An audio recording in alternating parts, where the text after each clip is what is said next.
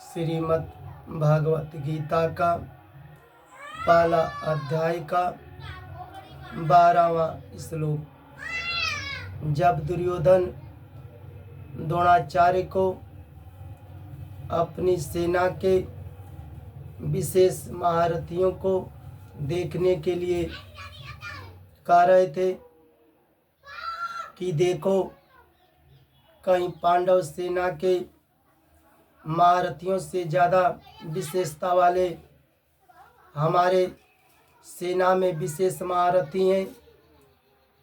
तब दुर्योधन की बात को सुनकर द्रोणाचार्य कुछ नहीं बोले, चुप रहे। तब दुर्योधन का मानसिक उत्साह भंग हुआ देखकर भीष्म पितामह, जो दुर्योधन पर स्नेह आदर करते थे,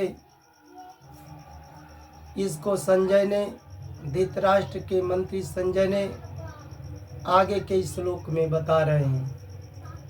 तस्य संजनयन हर्षम कुरु वृद्ध पितामह सिंहनादम विनद्य उच्चई शंखम दद्मौ प्रतापवान।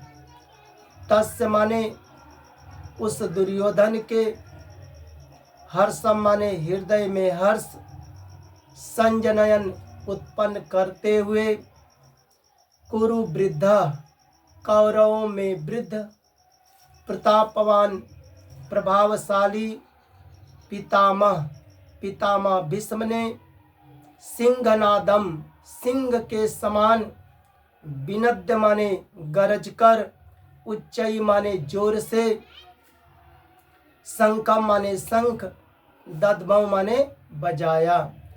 उस दुर्योधन के हृदय में हर्ष उत्पन्न करते हुए, कौरवों में वृद्ध प्रभावशाली पितामह भीष्म ने सिंह के समान गरज कर जोर से शंख बजाए। जब कौरव और पांडव युद्ध के मैदान में खड़े थे, तब कौरव सेना के संरक्षक भीष्म पितामह थे। कौरवों में वृद्ध, कौरवों में सबसे ज्यादा वृद्ध कौन थे? बाल्हीक। भीष्म पितामह के पिता का क्या नाम था? शांतनु।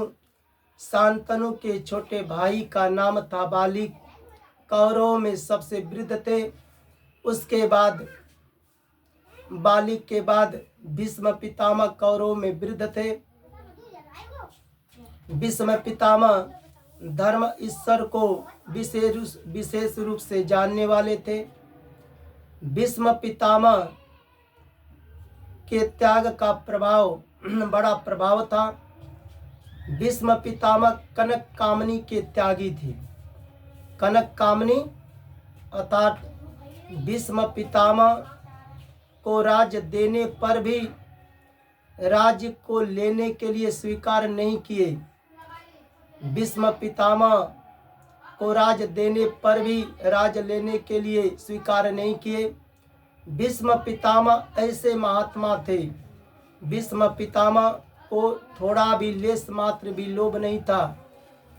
भीष्म पितामह ऐसे महात्मा थे जो धन दौलत रुपया पैसा राजमहल सोना चांदी राज को देने पर भी भीष्म पितामह को लेस मात्र भी लोभ नहीं था। भीष्म पितामह ऐसे महात्मा थे।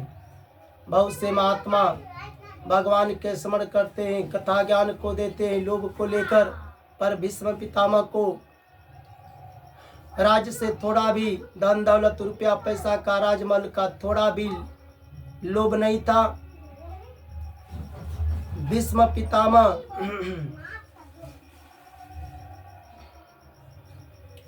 आजीवन अविवाहित थे। भीष्म पितामह ने विवाह भी नहीं किए। भीष्म पितामह अस्त्र को चलाने में बड़े निपुण थे। अस्त्र और शस्त्र किसको कहते हैं? शस्त्र उसको कहते हैं जो हाथ से पकड़कर प्रहार किया जाता है, युद्ध किया जाता है। जैसे तलवार को हाथ से पकड़ कर युद्ध करते हैं, त्रिशूल को हाथ से पकड़ कर युद्ध करते हैं, और गदा तो जो हाथ से पकड़ कर युद्ध करते हैं, जैसे तलवार है, त्रिशूल है, गदा है, इसको शस्त्र कहते हैं। और जो हाथ से फेंक कर युद्ध करते हैं, जैसे धनुष पर बाण को चढ़ाकर फेंक दो तो बाण है, शक्ति है, तोमर है, इसको अस्त्र कहते हैं। तो भीष्म पितामह अस्त्र को चलाने में बड़े निपुण थे, अस्त्र को चलाने में, युद्ध करने में बड़े निपुण थे। भीष्म पितामह शास्त्र के बड़े ज्ञानी थे। 4 वेद 6 7 18 पुराण, तो भीष्म पितामह शास्त्र के बड़े ज्ञानी थे।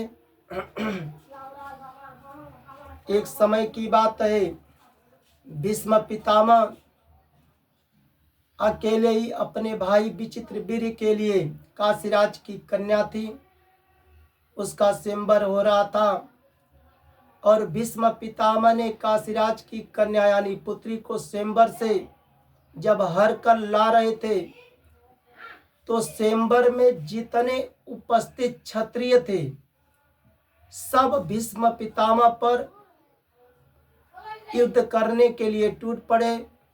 भीष्म पितामह ने उन सब क्षत्रियों को युद्ध में हरा दिए। भीष्म पितामह गुरु परशुराम जी के सामने भी हार नहीं माने। ऐसे भीष्म पितामह कौरवों के संरक्षक थे। कौरवों के तरफ से इतने जोर का सिंह के समान गरज कर जोर से शंख बजाए। सिंह के समान गरज कर क्यों शंख बजाए? जैसे सिंह के गर्जना करने पर बड़े बड़े हाथी जैसे जानवर भी भयभीत हो जाते हैं, बड़े बड़े पशु भयभीत हो जाते हैं, वैसे ही भीष्म पितामह कौरव के तरफ से सिंह के समान गरज कर, इतने जोर से गरज कर सिंह बजाए कि विपक्ष के सेना भयभीत हो जाए और हमारा राजा दुर्योधन प्रसन्न हो जाए। इस भाव से भीष्म पितामह ने बड़े जोर से शंख बजाए, पर भीष्म पितामह के शंख को कौरवों के सेना युद्ध की घोषणा को ही समझ लिए।